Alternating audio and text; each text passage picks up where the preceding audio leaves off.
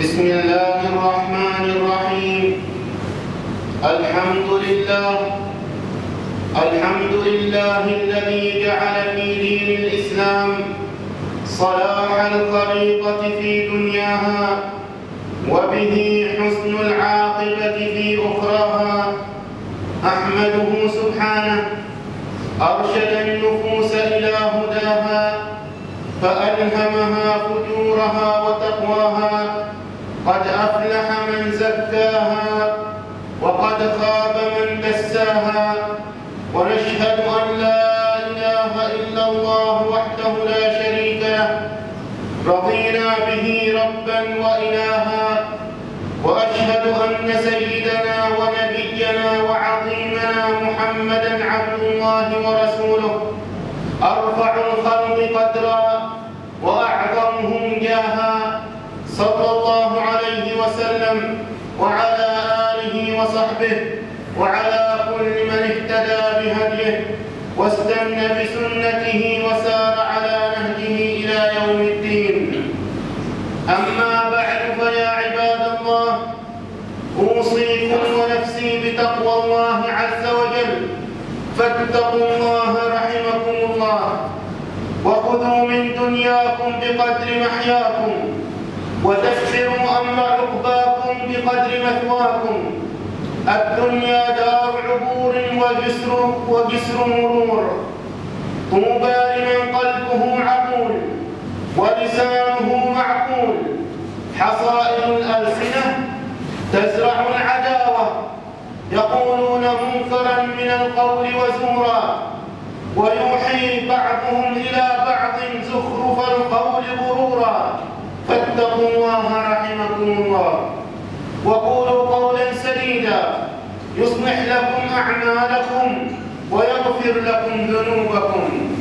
أيها المؤمنون، إن التناصح بين المسلمين طريق الخير والصلاح، ووسيلة لتحقيق المنافع ودفع المفاسد، وسبيل لجمع القلوب واتحاد الكلمة وارتباط الجميع برابط الخير والتقى. والله تعالى يأمرنا أن نكون متعاونين على البر والتقوى، وينهانا سبحانه عن التعاون على الإثم والعدوان. وتعاونوا على البر والتقوى ولا تعاونوا على الإثم والعدوان.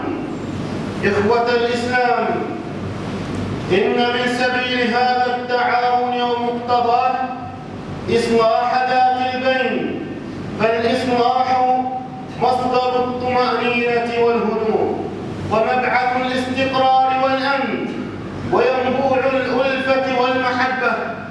غير أن البشر يبقون بشرا لهم رغبات وأهواء ونزعات وتطلعات، يحبون ويكرهون، يوالون ويعادون، يغارون وينافسون. جبلت النفوس على حب الخير لذاتها وجلب النفع لها، كما جبلت على حب التملك والسيطرة والاستحواذ على ما تشتهيه.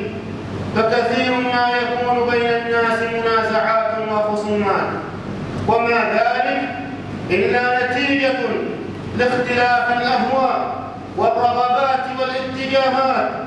ومن ثم فإن المنازعات والخصومات تسبب البغضاء والعداوات بين الناس وتفرق بين المسلمين والقرابات. فالتنازع عباد الله مفسد للبيوت والأسر، مهلك للشعوب والأمم، سافك للدماء، مبدد للثروات. ولا تنازعوا فتفشلوا وتذهب ريحكم واصبروا إن الله مع الصابرين. بالخصومات والمشاحنات تنتهك حرمات الدين ويعم الشر، ويعم الشر القريب والبعيد. ومن أجل ذلك سمى رسول الله صلى الله عليه وسلم فساد ذات البين بالحالقة، فهي لا تحلق الشعر ولكنها إنها تحلق الدين عباد الله. إن الإسلام بشموله وكماله وجلاله وجماله هذب هذه الطبائع وسمى بالنفوس بأحكام وشرائع جعلها على مستوى الكمال. فجاءت التوجيهات الربانية والإرشادات النبوية بكل ما يهذب النفوس والأخلاق ويهدي للتي هي أقوم وأحسن وأكمل وأفضل. فأمرنا الله تعالى بصلة الأرحام وبر الوالدين والعطف على المسكين ومساعدة المحتاج وكف الظلم ودفع الضرر ورفعه وبذل الندى وكف الأذى والأمر بالمعروف وإفشاء السلام ونشر المحبة بين المسلمين، كما نهانا عن الغش والخديعة والحسد والغيبة والنميمة والأخلاق الرذيلة والتعدي على الآخرين في أنفسهم وأموالهم وأعراضهم أو دينهم وفكرهم. وبالجملة فقد أتى الإسلام بكل ما يحفظ ترابط المجتمع ويكفل حقوق أفراده. إخوة الإيمان، إن الأمة في هذا العصر تحتاج إلى إصلاح يدخل الرضا بين المتخاصمين ويعيد الوئام إلى المتنازعين، إصلاح تسكن به النفوس وتأتلف به القلوب، إصلاح يقوم به عصبة خيرون شرفت أقدارهم وكرمت أخلاقهم وطابت منابتهم، وإنهم بمثل هذه المساعي الخيرة يبرهنون على نبل الطباع وكرم السجايا فئات من ذوي الشهامة والمقامات العالية من القوم، أناس مصلحون ذو خبرة وعقل وإيمان وصبر يخبرون الناس في أحوالهم ومعاملاتهم،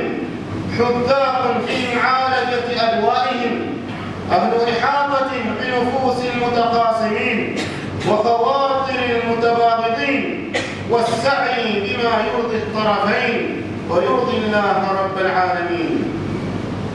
أيها المسلمون، إن الكراهية والبغضاء والأحقاد والضغائن مرض في القلب فاتك وداء مردي إذا فشى في الأمة أفسدها وأحال تعامل المجتمع قسوة وعنادا، يقطعون ما أمر الله به أن يوصل ويفسدون في الأرض، وقد تزكيها سياسات مقيتة أو تسلط وظلم أو طمع وجشع أو حسد نبت في ظل غياب الإيمان، وهو مناف إخوة الإسلام للأخوة التي جاء بها الدين وموافق لهوى الشيطان الرجيم.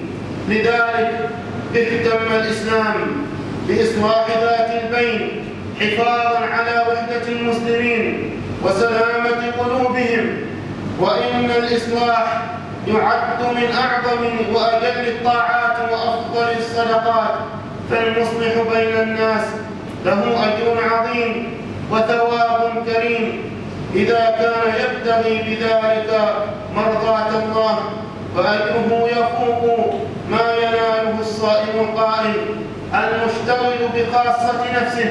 عن أبي الدرداء رضي الله عنه قال: قال رسول الله صلى الله عليه وسلم: لا أخبركم بأفضل من درجة الصائم أو من درجة الصيام والصلاة والصدقة؟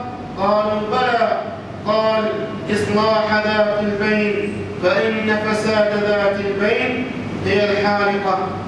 أيها المسلمون، إن الإسلام ينشد إقامة المجتمع المتماسك الطاهر من الأثرة وحب الذات، ليكونوا أمة فاضلة سليمة الصدور والنفوس مهذبة المشاعر طاهرة القلوب. روى مسلم وغيره عن أبي هريرة رضي الله عنه قال: قال رسول الله صلى الله عليه وسلم: لا تحاسدوا ولا تناجشوا ولا تباغضوا ولا تدابروا ولا يبع بعضكم على بيع بعض، وكونوا عباد الله إخوانا.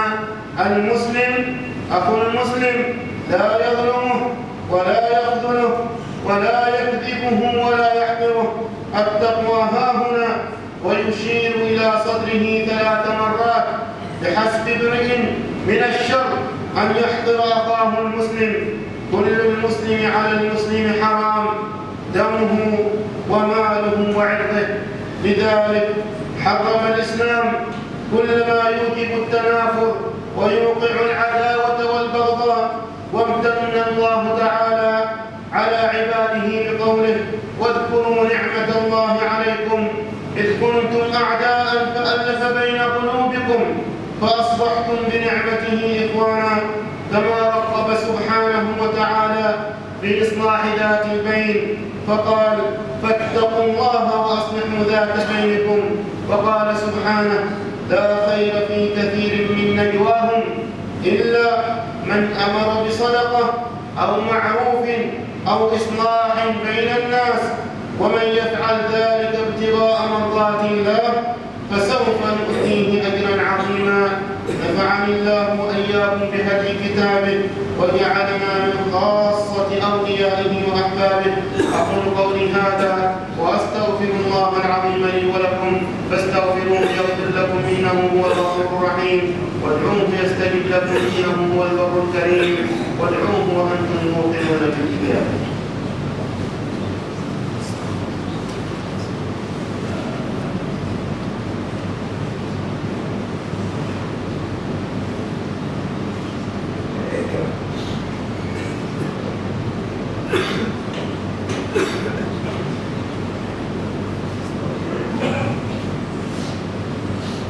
الحمد لله رب العالمين، والعاقبة للمتقين، ولا عدوان إلا على الظالمين. ونشهد أن لا إله إلا الله وحده لا شريك له ولي الصالحين.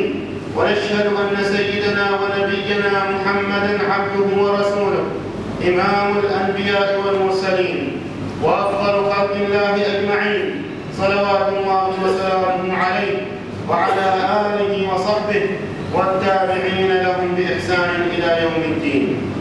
أما بعد، فيا عباد الله، إن اجتماع الأمة عز وقوة لها، وإن أي تفرق فيها فهو سبب لضعفها وهوانها. إذن فالمسلم دائما يسعى فيما يحقق جمع الكلمة ولم الشعب وإصلاح أوضاع الأمة بالطريق المشروع النافع، بالكلمات الهادفة والنصيحة الصادقة التي تنم عن محبة في القلب وحرص على الخير. فليتق المسلم ربه فيما يأتي ويذر، ليحذر من دعاة السوء ودعاة البغي والعدوان الذين يسعون في الأرض فسادا، مطايا لشياطين الجن والإنس فيما يسيئون به للأمة ويفسدون عليها نعمة الله وفضله عليها. توجهوا إلى الله سبحانه في هذه الأيام المباركة بالدعاء لأمة محمد صلى الله عليه وسلم بأن يلم شملها ويحقن دماءها ويصلح ذات بينها، وأن يجمع كلمتها على الحق والدين، وأن يبعد عنها كيد الشيطان ووساوسه، ويرد كيد الخائنين والحاقدين عنها، وأن يرحمها برحمته الواسعة، إنه سبحانه قدير قريب مجيب الدعاء. هذا وصلوا وسلموا على إمام المرسلين وقائد الغر المحجلين، فقد أمركم الله تعالى بالصلاة والسلام عليه في محكم التنزيل، حيث قال عز قائلا عليما: إن الله وملائكته يصلون على النبي يا أيها الذين آمنوا صلوا عليه وسلموا تسليما.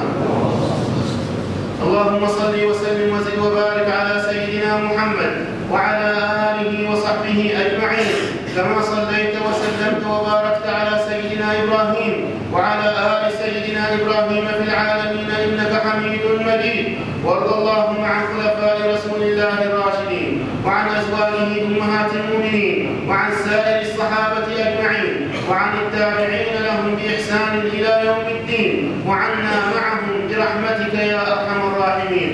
اللهم اجعل جمعنا هذا جمعا مرحوما واجعل تفرقنا من بعده تفرقا معصوما ولا تدع فينا ولا معنا ولا من بيننا شقيا ولا محروما.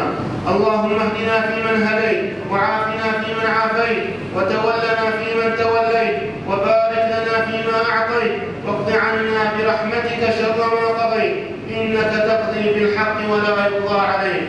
اللهم ربنا احفظ أوطاننا وأعز سلطاننا وأيده بالحق وأيد به الحق يا رب العالمين. اللهم ألبسه لباس الصحة والتقوى ووفقه من العمل ما ترضى برحمتك يا أرحم الراحمين. اللهم أعز الإسلام والمسلمين وأذل الشرك والمشركين واقطع اللهم دابر الكافرين ولا تدع لهم من باقية مولانا رب العالمين. اللهم أصلح أحوالنا وأصلح أحوال إخواننا المسلمين في كل مكان. اللهم احفظ دماء المسلمين. اللهم اجمع شمل المسلمين. اللهم وحد صفوف المسلمين برحمتك يا أرحم الراحمين. اللهم اجعل هذا البلد آمنا مطمئنا سخاء رخاء وسائر بلاد المسلمين. اللهم ربنا اسقنا من فيضك المدرار واجعلنا من الذاكرين لك في الليل والنهار المستغفرين بالعشي والأسحار يا ذا الجلال والإكرام. اللهم آت أنفسنا تقواها وزكها أنت خير من زكاها أنت وليها ومولاها إليك مماتها ومحياها يا رب العالمين. اللهم اغفر لنا ولوالدينا ولوالد والدينا وللمؤمنين والمؤمنات والمسلمين والمسلمات الأحياء منهم والأموات. ربنا لا تزغ قلوبنا بعد إذ هديتنا وهب لنا من لدنك رحمة إنك أنت الوهاب. ربنا آتنا في الدنيا حسنة وفي الآخرة حسنة وقنا عذاب النار. عباد الله إن الله يأمر بالعدل والإحسان وإيتاء ذي القربى وينهى عن الفحشاء والمنكر والبغي يعظكم لعلكم تذكرون. اذكروا الله العظيم الجليل يذكركم واشكروه على وافر نعمائه يزدكم ولذكر الله أكبر والله يعلم ما تصنعون.